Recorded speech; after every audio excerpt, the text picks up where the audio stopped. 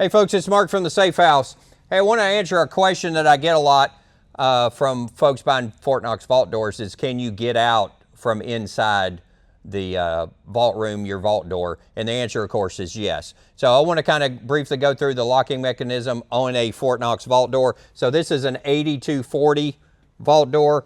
And if you see, when you extend the bolts out, and you can see the bolts extending and the door locks like that, there's a way on the inside to get out. So to lock the door, of course, you spin the handle, the bolts extend when you're inside, and you can lock yourself in here. So if you come around back on our display here, so on this door, you have the release handle, and this cover goes over it like that to make it look pretty.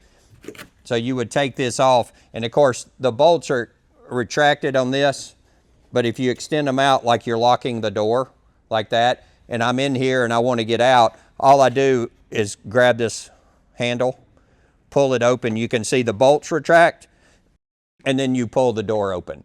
And to relock yourself in here, excuse me, you would just do that back and it extends the bolts.